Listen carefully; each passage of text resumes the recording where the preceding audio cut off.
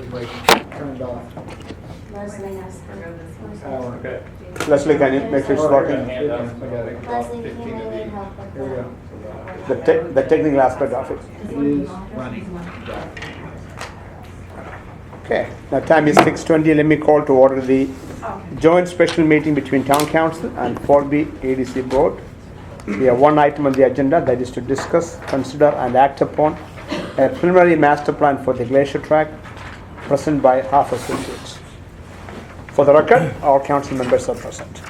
I'll start the joint meeting with council and 4B. All members are present. It's at 6:20. All members are present except member Torres, member Bradford, and member Weiss. Okay, we'll turn back out to Tracy. Mayor, Council, 4B Board, thank y'all so much for coming tonight. Members of the audience as well, thank you. So I'm going to quickly hand it over to David McCaskill, who's been the consultant on the plan for the glacier track, which is the corner of Tripp and Johnson, where the horses are currently located. Looks like. Okay, David, welcome. Tracy.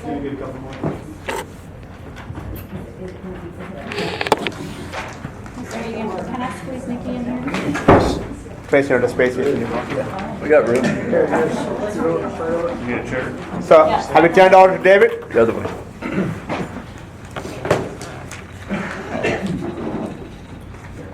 So Tracy, Yes. David, go ahead and take it away. Okay, first of all, I want to apologize for being late. I didn't realize there was going to be 2 wrecks between here in my office, so it's been one of those 8 evenings. So we've got a master plan that basically, and just so that you know, we've got 2 other people on our team here. Kirk Wilson is there in the back, and Dorian Aldrich is here. And they've actually done probably more of the work on this than I have, but we'll kind of lay it out. I know that there's been a preliminary copy of this plan that some of the members of the committee have had a chance to look at, and we've made some modifications based on their comments. Basically, what we've done is we've kind of set this up into multiple areas for pastures. And actually, Rick, why don't you go on a little bit more on this? I'm going to let her kind of explain to you a little bit about what we're doing with, as far as where the horses are going to be and our strategy, and a little bit about why we did what we did. And then I'll let her speak to a little bit about the actual building structures around the more central core of the area. So Dorian, if you'll step up here and give me. So I just need to explain how this is all laid out in one? Yeah. Okay. Did you help put together, did the main part of the actual layout? What we tried to do is maximize, excuse me, as much of that land as possible. And I think the way we've got it worked out, we're kind of figuring on having an 18-stall barn and being able to board 18 horses maximum. And to do that on 30 acres takes pretty good management to do, but I think we can do it. When it's all built out, we're full at 18 horses. There's this pasture here, which is altogether, this is almost 10 acres. This is a little more than 10 acres, 12, 13 acres. So initially, we'll keep the bigger pieces and divide them as needed. And we can do that with a perimeter fence, which is permanent. And then we can divide into smaller paddocks with electrical braid, which is economical and it's safe and very effective. And it's flexible. We can take it down, we can put it back, we can leave a bigger pasture. We just have lots of options with being able to do it that way. Ideally, we will also have a double perimeter fence, which will keep the general public from being able to physically impact the horses and vice versa.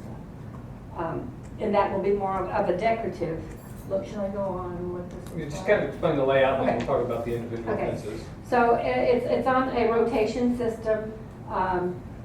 6 horses ideally would go out for the majority of the day, 8 to 10 hours, in this group of pasture here. And then we also have this, which we could also put another 6 out, possibly more, but it just kind of depends on how well the grass is established, and if we could add more, we would, but at least we're hoping to have 12 horses out most of the day. Then we have 6 more who would be exercised out in these smaller paddocks, which we call just turnout paddocks. They don't live there. They're actually horses that are boarded for a stall, and they spend 2 to 3 hours a day out in the sunshine, interacting with the other horses and having something to occupy their attention besides standing in a stall. And those would probably be the 6 horses of people who want more of a groomed horse and condition for showing or just keeping up. The rest, the other 12 horses would be more of the majority of the type of boarder we're thinking will be here, which is more of a hobby horse owner. And they would prefer to have the horses out more during the day than up in a stall. So that's kind of how we envision that happening.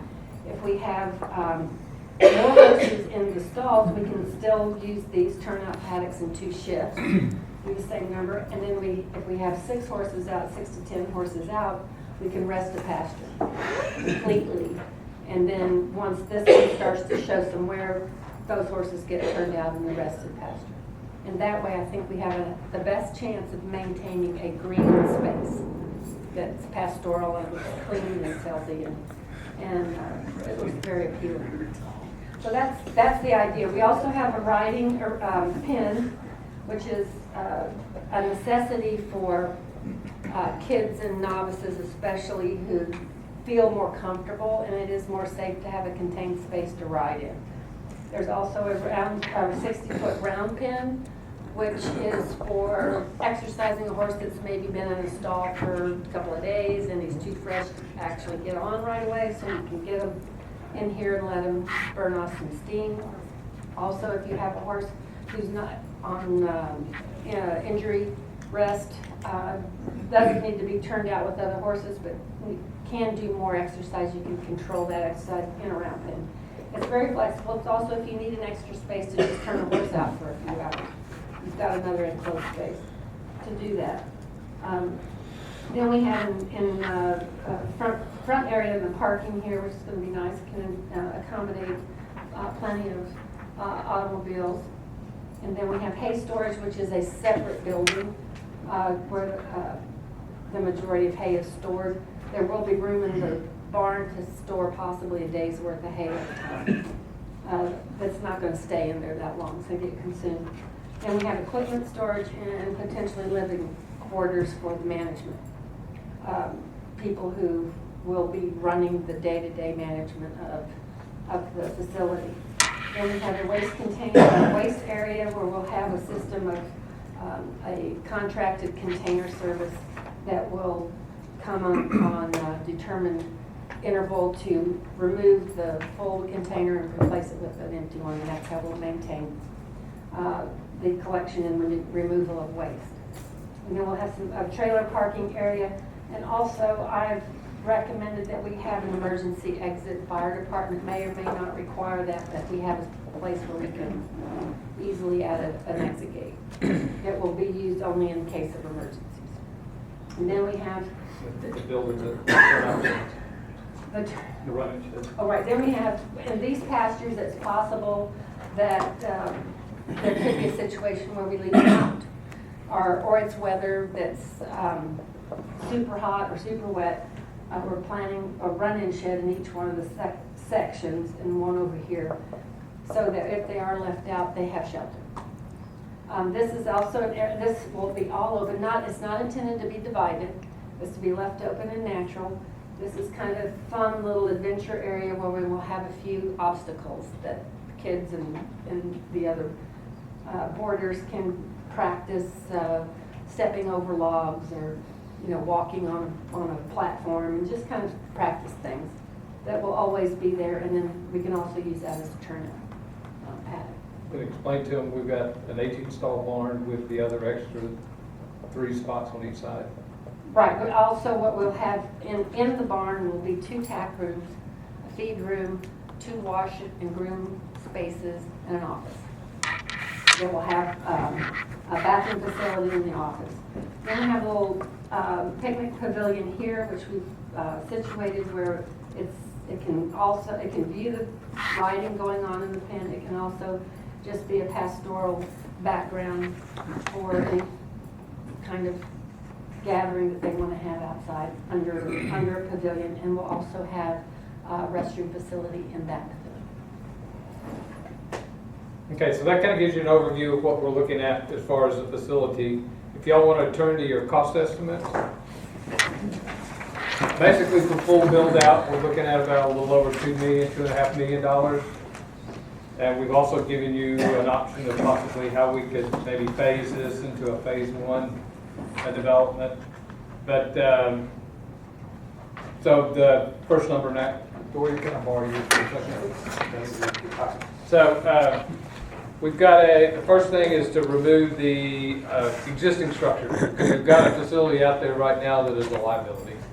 It's very dangerous. There's exposed electrical wiring. There's things that are falling apart. And our intention is just bulldoze it down and start over from scratch. Then come back in, remove the existing fencing so we can replace it with some more attractive fencing and some fencing that's a little more substantial than what's out there right now. Then we would like to reestablish the grass out there in the pasture. I don't know how many of y'all have been out to the site, but there's not a whole lot of grass out there. It's mostly weeds. And so our intention is to come in and till the entire site, put down some microorganisms, some nutrients into the ground because that's black gumbo dirt. There's not a whole lot of nutrients in it. And then reestablish grass out there. We'll probably, depending on how we want to set this up, we might have to do it in stages. We might have to do half of it at one point in time. Because one of the things we're going to have to discuss is, do y'all want to continue to keep the horses out there for a time, and try and keep to maintain a stable out there, or do you want to just shut it all down for a year and basically get this thing ready for horses to be out there? We've looked at it from both options. And then grading, about the only thing we're looking at grading wise is to basically fill, if you've been out to the site, there's 2 lakes out there. There's the big lake and then there's a smaller lake. Up the hill, we're going to fill in that upper lake. And our intention is, hopefully we can work with the engineering department so when they come in and redo that lake as far as trying to make that an impoundment to help with your water, your stormwater situation, maybe we can maybe they can come in and dredge out that lake. That lake in a lot of places is pretty shallow. Hopefully we can take some of the material out of that lake and use it to fill the other lakes. Not our intention to come in and haul in dirt, and my price doesn't really reflect that. So our intention is to try and use some of the dirt that's already on the site and hopefully in the middle of that old lake and fill the extra in. So then we've got a concrete parking lot, gravel trailer area. I don't know if we really need to pave that. That's really kind of a city ordinance. We'll have to get with what the city will allow us to do, and if they'll allow us to do a gravel parking, we just figured that to try and save a little bit of money. The 5-inch pedestrian paving is basically all of these little brown. These are 12-foot wide walkways. If we're looking at trying to save a little money, we can certainly reduce the width of that. But what I wanted to do is scare you now. So your budget's higher than it probably will be when we go into a bid situation, but I don't ever want to be the low bidder. So these numbers are intentionally a little bit higher than what it might be if we went out to bid today. Because I'd rather have this discussion now than we get ready to put this thing out for bid and then we're the low bidder. And I never want to be in that situation. Then, like she said, we've got some wash racks here. We've got some money in there for that. And we're looking at a sign out here at the corner of Tripp and Jobson. The waste container, like she said, that's a service, so we'll have to purchase the one initially, and then they'll come in, take one, and replace it with another one. The decorative perimeter fence. So right now, what we're looking at, and Dorian, you can pass. Pass it around. Yeah. So we're just looking at a board and batten, a board fence. So wooden post, wooden low decorative fence. This would be on the public side, not facing the horses. And then we've got a separate, let's show them back around area. The fence for the horses would be a pipe rail fence with No harm. no climb mesh fabric in between the pipe rail fence. And that would be painted black so it kind of disappears. So that would be all the pasture fencing, and then we've also got some fencing in between, like she said, the braided wire fencing is what would go in between it. That's electric wire fence, 3-strand wire fence with both wooden posts. And she was telling me, she's around horses a lot more than I do. The horses initially know that there's electricity there and we'll test it a little bit. Pretty quickly they figure out that I'm not gonna wanna get next to that electric wire. And over time, you just turn off the electricity. That the horses know that that's there and they're gonna stay away from it. And really, that's really there just so the horses don't bother the horse in the next pasture. So if you got a horse here and we've got this electric braided wire fence between them, that keeps the two horses from a ugly horse messing with a horse that's a nice horse. So it kind of tends to separate them. And then going down through this, we've got the pens and paddocks. We've got the riding pen. That's this big pen. We'll have the same fence that we're going to use for the perimeter fence around the pastures. And then the surfacing, we would haul out the existing black gumbo and bring in some more sandy loam, something that's not going to get, when it rains, it's not going to get muddy and cause a problem. So we'll bring in new material for all the areas that you see in brown.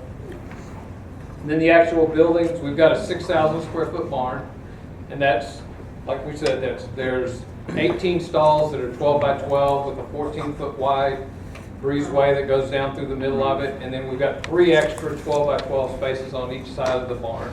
So she said there's 2 tack rooms, 2 wash racks, yeah, and then an office. So basically we have 12 spots along each side of the center breezeway. Then the run-in sheds are basically just a covering to the horse with some sides that the horses can, metal covering with some sides that the horses can run in a storm situation. The equipment storage and living quarters building, that's a traditional building. It might start out as a metal building. We figured on that about $250 a square foot. That number could, once again, I'm going to scare you now. I think that number can come down once we get into a bid situation. The hay storage is basically just a metal building. It may not even have 4 sides to it. It may only need to have 3 sides on it. It's mainly a covering just to keep the hay from getting wet. And then the viewing pavilion would be just a pre-manufactured structure that has a kind of like what you see in your parks. It'd be like a pavilion that you see in the parks. We may or may not have the bathrooms as a part of that one. They may actually be part of the barn. That's still to be figured out. So that comes out to, as a subtotal, about a little over $2 million. Then you add in design fee and contingency, and you come into about $2.5 million. So we said, okay, what would you really need to do phase 1 to get the project started? And we think something a little over $300,000 would kind of get you started. That's basically knocking everything down, building your perimeter fencing, reestablishing the pastures, putting the run-in shed so that you've got a functioning facility. What's a run-in shed? The run-in, that's these sheds out here in the pastures where the horses could go and just hang out. And they can even stay there at night. I mean, there's a lot of boarding facilities, that's all they have. They don't have any of this. They just have run-in sheds. I mean, that's not what we would recommend for a long-term solution, but in the interim, until you can start building some of these structures, you could have a functioning facility with just the perimeter fencing and just the run-in sheds.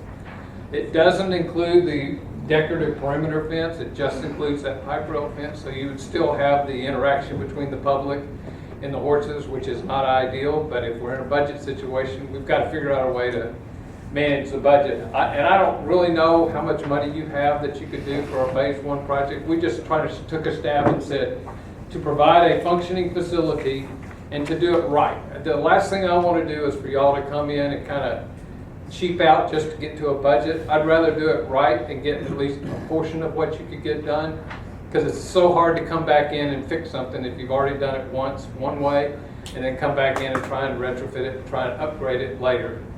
You establish a precedent by how you do it to begin with, and I just assume you start out right. and maybe you don't have everything at the beginning, maybe you kind of cut back a little bit. And we don't have to do all of the fencing initially, maybe we just fence in these if you're, because the fencing is expensive. This is what, $190,000, I think. I'm trying to remember what the numbers are, but that's not a cheap fence. But So that fencing is going to be all around the property, even the phase one? Is that? yes, in the phase one, that's basically fencing this pasture and fencing all of that. So yeah, you basically would have a fully fenced facility if you decide to go with the phase one numbers that we've got. So you allow horses to go to one side first and then take turn and go to the other side, that the grass can come back up? Is that the plan of Well, two different that's sections? a discussion we need to have. So if you want to continue to operate a facility right now, let's go move the horse, maybe move them out for a month so we can knock the buildings down and do some of the earthwork. And then we could go in and tear up this pasture and start reestablishing grass on it while you're boarding horses over on this side. Build a running shed that they, or maybe put in a couple of them out there so they've got a place that they can hang out. And then we could get grass established here, and then we could come back in after this grass is established, move these horses over here, and then establish grass over here. The problem is, to really get the grass established, you need about 2 or 3 months of good weather. So that's going to really push it to try and do all of that in 1 year. So, I mean, the ideal way is just move everybody off, start construction, putting up fences in, say, March, have all of that construction finished, demolish everything, and then start planting grass in April and grow the grass all the way through the summer. Because the last thing I want to do is provide a facility out there that you kind of push the envelope a little bit and said, okay, we're only going to grow the grass for a month and a half. And then you don't have a very well-established root growth on that grass, and the horses are going to care about it. Especially if we have a wet early summer or a wet summer, and we don't. So the ideal with Bay is just shut the whole thing down for a year, and then do it right, get your grass well established, because the last thing you want to do is have a facility out here that has thin grass. Because you're going to keep fighting that. It's hard to recover from that. When you have what you got out there now, which is really a weedy site. So that's kind of it in a nutshell, just because I know y'all have got a council meeting in 15 minutes. I'm sure y'all have got a lot of questions, so hit us. Council Farley? On this trailer parking, how are they going to turn the trailers around? Basically, they would, okay, let me ask that question first. So how many, I'm only anticipating that you may only have 1 or 2 trailers. This is 30 feet wide, so you could pull a trailer in and park on one side, and then as you're finishing, just pull, there's a gate there, and we would just drive across the grass to pull out. And I'm not thinking that you're gonna have a whole lot of trailer parking, quite honestly. But I may be wrong. I mean, y'all are the one that need to, because we're having to make some guesses. And once again, we tried to save a little money, said, okay, well, we don't need to take a drive all the way to there. But I'm just thinking you drive in the parking lot, pull in here, park, offload your horse, park to one side or the other, and then pull out once you get through. Okay, so the day before I come in there and it pours, is my trailer going to get stuck when I try to pull out? No, you're right. And once again, I just was trying to make this a little bit economical. But the ideal thing would be to make that all pay, or have the gravel drive all the way to that gate. Yeah. You're right. So with the concrete parking lot, just looking at this, the difference between doing gravel and concrete looks to be about $5 per square foot. Like one's $1.50 per square foot, one's $6.50 per square Yes. foot. So if Yeah. we consider doing a gravel parking lot, which is what I think we have now, right? That we could potentially save over $100,000? Sure. Is that Yeah. right? But Okay, something. a lot of cities don't. I don't know what your ordinances are, but a lot of cities won't let you put in a It gravel would parking be lot for a public variance, parking. right? And it makes it really challenging to get accessible, to make sure you meet your accessibility requirements. So we'll probably still have to pay 3 or 4 of the spaces to be, to meet your accessibility requirements. We need a fire lane also. Yeah. Can we do a fire lane and gravel? Okay. David, I'm not a harsh person, but I got several questions. Sure, no, that's why we're here. Okay. So, 18 horses. We've got as many as sometimes 40 out there. Why do we see the need to limit it to 18 horses? And I know that's what size your barn is, but why do we see the need for that? What causes that action? The rule of thumb is you want a horse per acre. So any more than that, then you overgraze the property. So if you want to maintain a well-grassed property, you're pushing it, especially with 40. So that, it's not really the barn that's limiting it, it's really the area that you have. So, and we're really pushing it a little bit because we really don't have 18 acres because that lake takes up a big chunk of that. So we're just using an acre of a horse is kind of the rule of thumb, and that's just kind of the general rule of thumb within the industry. And of course, it also breeds the question of, they're surviving out there fine right now, or at least we're not hearing complaints about the way the horses are taken care of. It may be weeds. It's always out there. Right. So that's a question. Well, they're feeding, the people that have them are feeding to bring their hay to feed, so they're not concerned with what crappy weeds are out there. They are eating weeds as opposed to grass. Right. So the next thing is looking down some of these quotes, and I understand you've been very liberal in your numbers here, but I mean, we're not building houses out here at 225 square foot. So we shouldn't be building a storage building at 225 square foot. I agree. And we certainly aren't putting up many barns at 150 a square foot. So I think that inflates the numbers tremendously, which gives us pause for concern. Okay. Well, here. And how many of these numbers are others inflated? I mean, we can build some nice buildings for 225 square foot, 225 a square foot. I agree with that. And I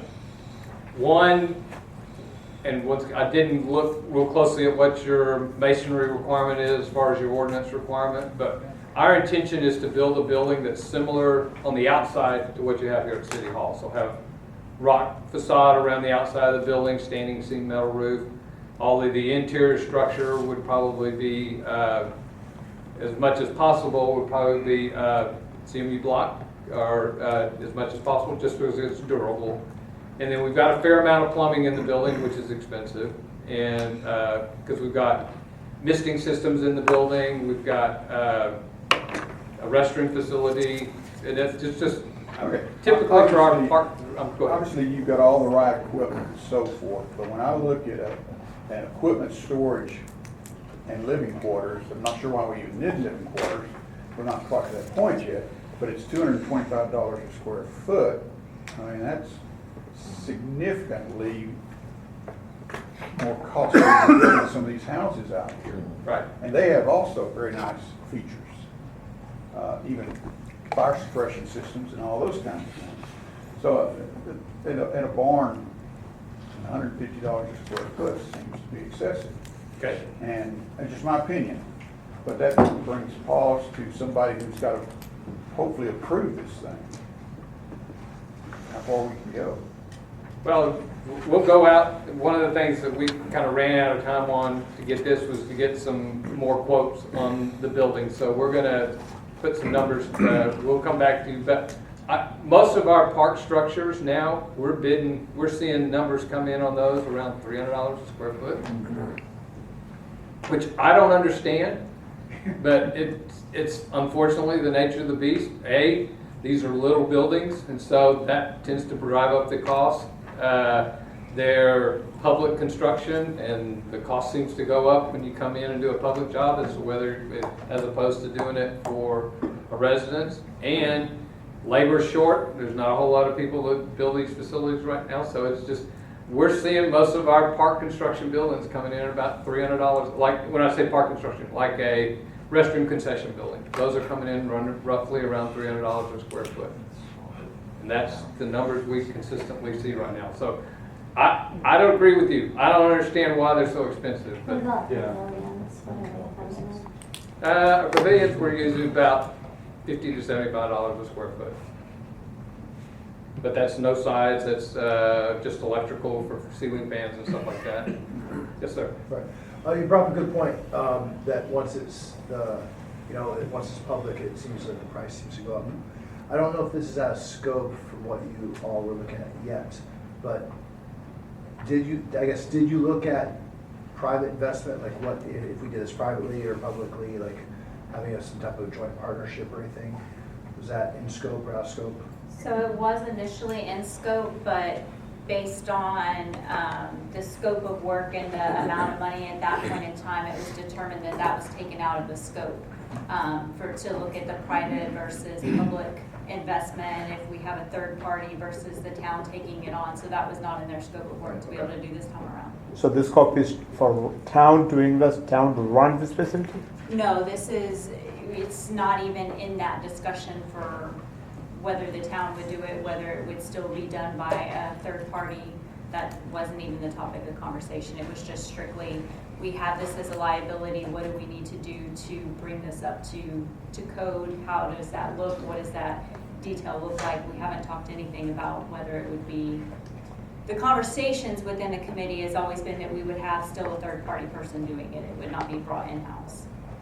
Doing it as far as maintaining it, managing facility. it, right? Management Not of the necessarily facility. building it, but coming in and managing it. That y'all would build a facility and then somebody would come back out and then come in and manage it. And what would you say the annual cost of maintenance and upkeep would be on this facility, from grass to maintenance to all that? Well, I'll let you answer that. It can be all over. I mean, A it's lot. really hard to say at this stage. I think once we've narrowed down, tire, numbers, then we can work it out. Let me help you out. One of the things that we're still struggling with is, I don't know that y'all have made a decision yet whether this is a self-performing facility or whether you're actually gonna have somebody come in and manage it. That's gonna impact what your management cost is, because I know there's been some talk that this is a self-boarding facility and we won't need the living quarters, and you won't have somebody that's out there permanently managing it, and basically the people that are using it would manage it themselves. So before I can really answer that question, we can do some research and get back with you with an answer. So I just want to know what, just a ballpark figure, mowing the grass, keeping the upkeep. What's a ballpark figure of that annually? Give or take 50,000. I'd say you're probably in the $50,000 to $60,000 range, just for the initial management of it. All right, I got a couple things. One, Yes, sir. revenue generation. Is this thing generating any revenue? Is this just a straight expense to the town? How's that? What would something like this generate in revenue? So in our initial conversations about the generation of it, it was talked about that we're not looking for it to be a revenue generator as much as just break even with it. There are other opportunities that have kind of been talked about, like if you did writing lessons or you had something out there that you could charge an entry fee for or something like that, then those would generate revenue.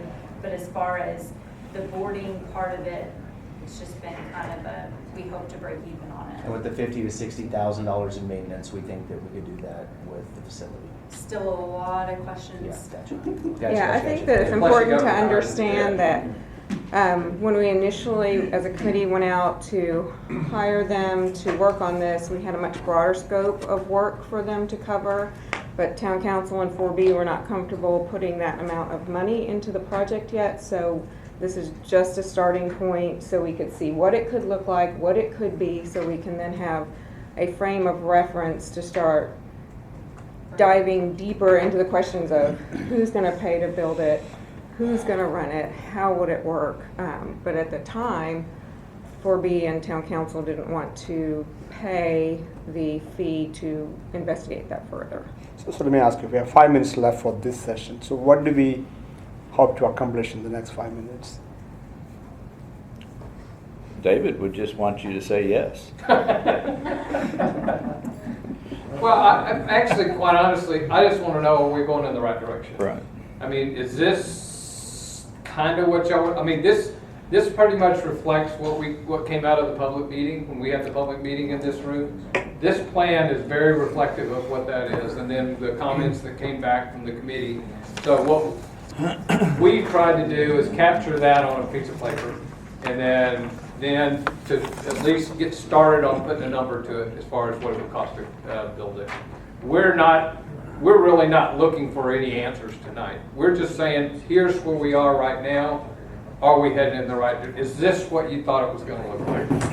Does this plan have any public access for people just to drive up and go walk around?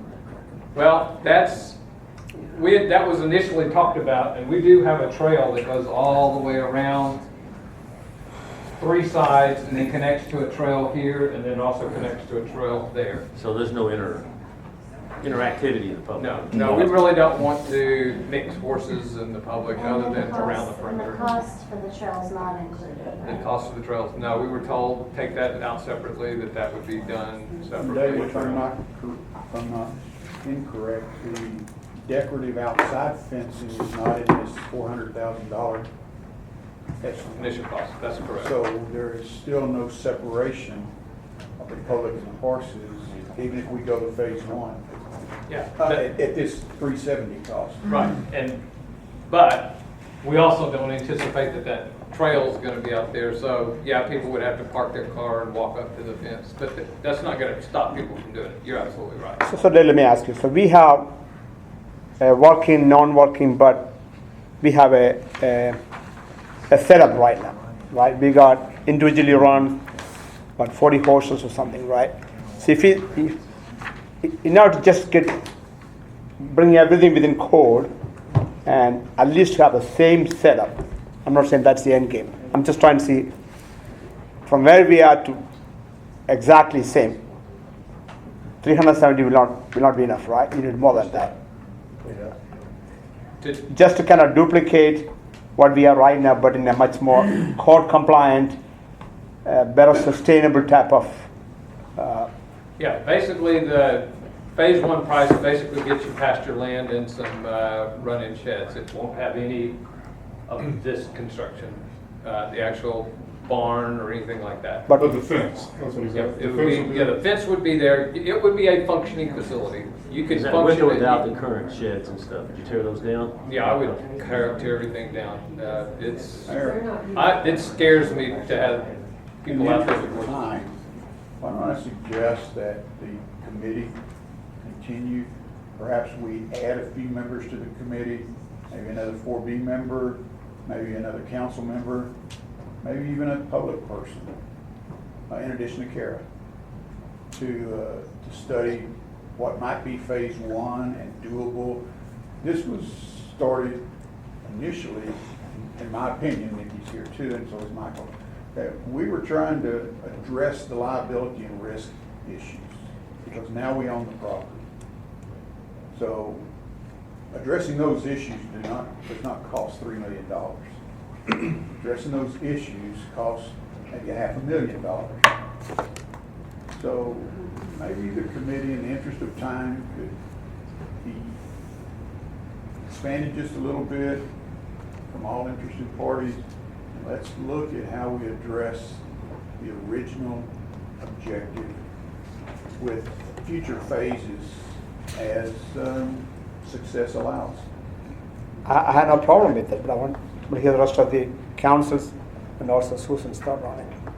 I mean, the only thought I have is the thing that just keeps being said is the liability, you know, for the horses, but also for the people who are working in and out of those buildings, and just the amount of time that is elapsing with us knowing we have a liability there. So I just think a sense of Time is urgency. the other essence. But let's get something done. One way or the other. One way or the other. Yeah.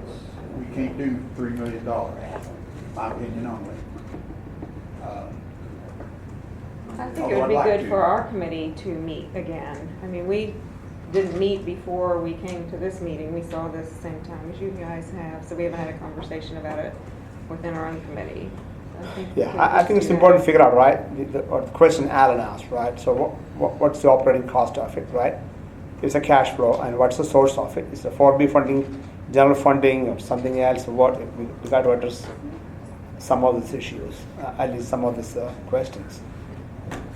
Mr. Finch, any comments? Just want to get to a point so we can make something happen. Okay. Yeah, just one more piece of information. I think Leslie wanted to chime in here, but I think the lease is up on the property. Is that correct? That's correct. So we are at kind of a point where we have held off responding to, okay, where do we go from here in terms of a month to month or re-sign the lease with some kind of language that if we did decide, he made comments about ceasing operations while we renovated or just know that that's out there, that we'll need to address that pretty readily as well. Who's the, I'm sorry, who's the agreement with? Is it with the Mr. town? Charles No, is it Urban. between the town or is it between, the town owns the property, right? Yeah. Yeah. So it's between the town and the person's leasing the property. Yeah. And so Who I is just- Charles Carpenter, who's right here. Yeah. Okay. Yeah. I was pointing towards everything. So, Same. just one comment I think I would have on the whole thing. We've heard already that we may be overgrazing. We know we have some risk. So my question is, why, if the lease is about to be up, I'm going to throw it out, why would we not take a step back, stop everything until we assess what we're going to do, fix it, and then move forward? And so we have that opportunity. We know we have a risk. We know we have liability. So why would we continue to assume the liability at this point, knowing we're going to do something with this, let this committee decide what they're going to do, whether we do this $300,000 thing or whatever. I'm just asking, why would we continue that in good sense as leaders to have a facility we know is at risk? The question is, what do we do with the horses, right? No, the answer is, it's not, I understand one side of the story. I know that, So we provide the facility as a town for years. What do we do with it? but I think my concern is more towards the town and our citizens, not about, there are plenty of places I'm sure that horses can go. That's not my primary responsibility. My responsibility is for the town and my ability of the town to say, as a representative of our town, what's the big picture for our town? What makes the most sense? I mean, I like the idea of us cleaning it up, fixing it up, and getting it back going, establishing grass out there, and let's go. But knowing, we openly discuss that we have a risk and a liability, and we continue that, it disconnects with me a little bit about why we continue that. To echo that, if we're really that concerned about the horses and where they're going, we should be as concerned about them being in this facility right now, which is a risk. It's again, our citizens own those horses, right? Yeah. So it's a group of citizens we're trying to support. Are those our citizens' horses, or are they a mixture of? At least to the best of my knowledge, I don't know it's 100% or not. I don't know the answer for that. It's a mixture. mixture. Okay. I just Some several horses I been out there for met quite when a I few came for years the. and never see their owner. But, I mean, it's a mixture. Can you give us a price of tear down, perimeter fence, and the existing running sheds? There's no existing one that are there.